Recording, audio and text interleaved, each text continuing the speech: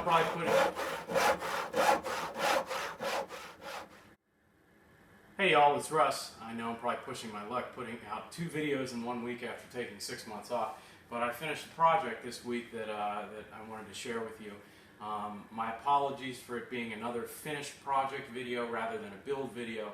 I do promise one of these days to get my act together and have the forethought to set up a camera while I'm making something so that probably more than half of my audience doesn't think there's no way in hell this jackass made this.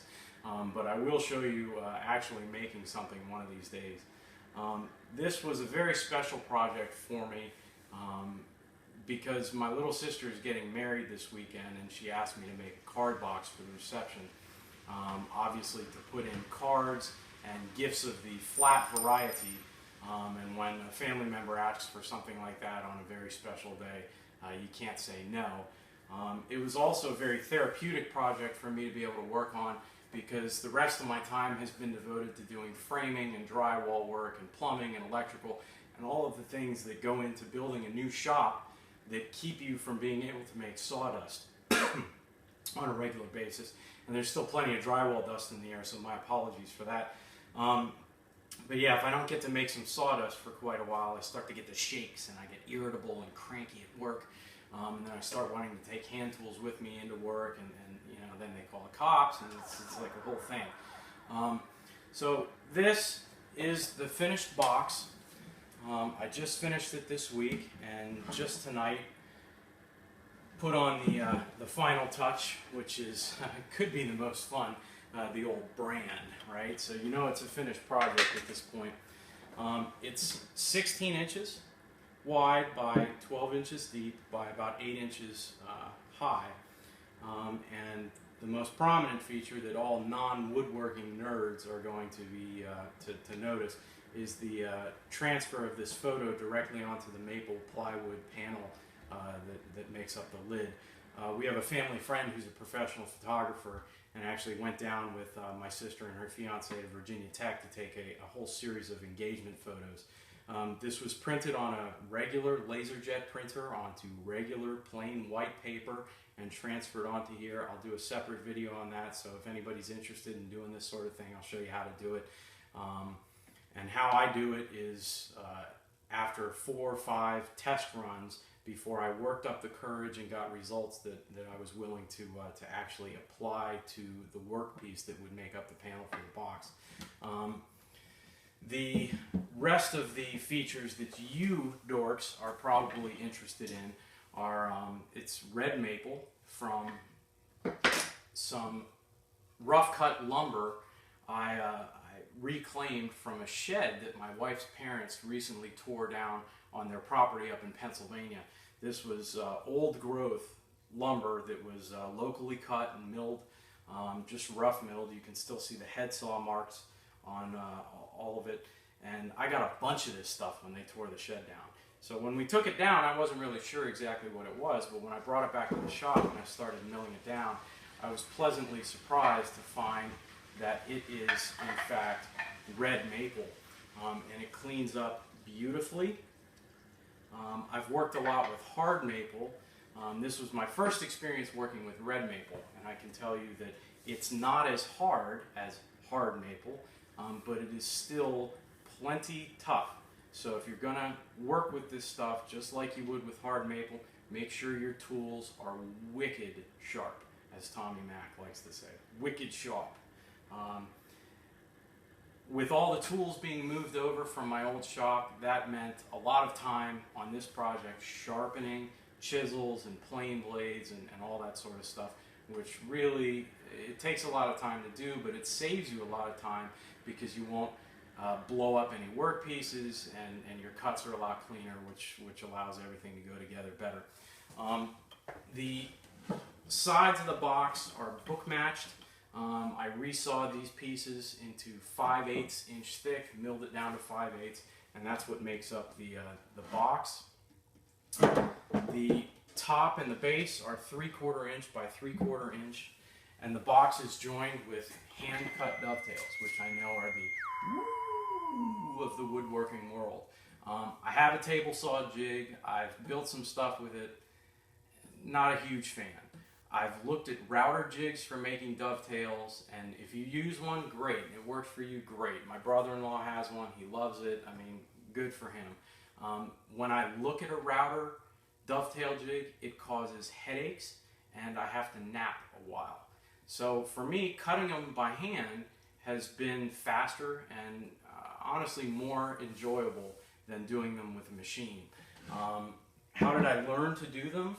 I watched David Barron and Paul Sellers and that Rob Cosman guy. Yeah, I guess he's pretty good too. I do them basically how David Barron shows you to, which is using these great little guides that he designs and I guess has made for him. They're magnetic, so your saw just sticks to it, and that helps guide the saw through the cut.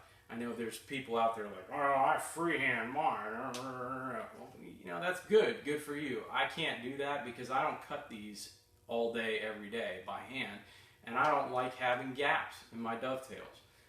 So I use a guide, and on this side of the guide, it cuts your pins at the right angle, and you get perfectly perpendicular cuts, nice straight cuts. You flip it over to this side, it gives you the right angle for your tails.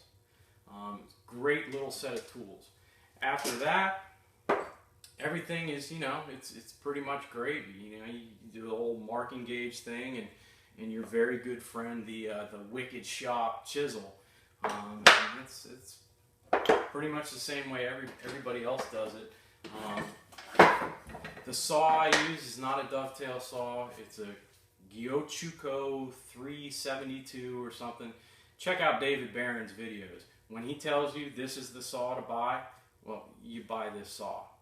Okay, it's really pretty simple. So the dovetails on this one, they came out real nice. There are no gaps. That's the other way I learned to do them, was by screwing up a lot of them before I started to get it right and figure out how to do it.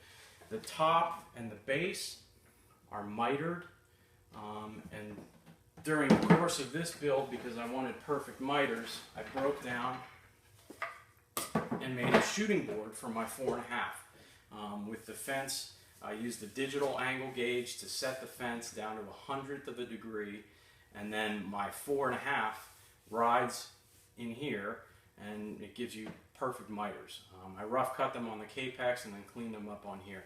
And if your plane is really sharp, the smoothness of this cut is, it can't be matched. You can't get a cut that smooth on a table saw or a miter saw. I don't care how sharp your blade is, I don't care how expensive your saw is, you can't get a miter that smooth. And when it's that smooth, you have to get a better glue joint. I mean, I haven't done the Matthias type test to see, you know, whether a miter joint cut on just a saw versus one that's shot is stronger, whatever. That's not my thing. It's not why you all watch these videos. You want to see Matthias, go see Matthias. But I can tell you that when I got glue on them and I held them together for about 20 seconds, by the time I got the clamps on, I'm not even sure I really needed the clamps. But I do have to give a shout out to Chad Stanton, because I used his trick for gluing up the mitered frame, which is, you know, maybe the second biggest hassle when dealing with mitered frames. You keep your offcuts, okay, and you take a little bit of glue here and a little bit of glue here, and you take a piece of paper and you stick it on the glue, stick the paper on the glue, and then you take your offcut, put a little bit of glue on the offcut and stick it on the paper. And then you just sort of clamp that on with a little spring clamp. And then you come back the next day and you glue up your miters, and that allows you to put a clamp across this joint like this, and it draws the joint nice and tight. It's the easiest way to clamp up a miter. I have band clamps, I have corner clamps, I have clamping calls, I've tried it all. That's the way to do it, okay? That's the way to do it. If it gives you a headache to clamp up mitered frames, try that. If you have the time to do it, it's an extra step, but you just break it off. The paper allows it to break off without messing up your workpiece. And then you throw it in the vise, and you just plane it off, and you wind up with these perfect miter joints that are real easy to glue up. it's finished with 4 coats of lacquer and then some paste wax buffed out. The hinges, just ordinary, regular old hinges. The panel set in a groove. The bottom is set in a rabbet, and then the bottom, the base on top of that, so you can't see the rabbet. And that's pretty much it. I hope you guys like it. I really hope she likes it. If you don't, well, I mean, sorry. I know there's people who just aren't into the whole reclaim thing. They don't like the rustic label. That's sort of getting a bad name. It's not quite as bad as like painting wood, but to me, I love working with reclaimed stuff because it has a lot of character and I can get it real cheap. And I thought it was cool to, you know, leave the nail holes. And I thought that looked really neat. Over here, yeah, you can see on this one, there was actually a nail right here on the end grain of this dovetail that left that black mark, and I thought that looked super cool. So I had to leave that in. You know, big hole on this side from where a nail went through and was toenailing a board into another one. Left that. The back had this real nice spalting, this nice figure to it. So it's, you know, it might not be everybody's cup of tea, but that's the look I like, and I hope she likes it.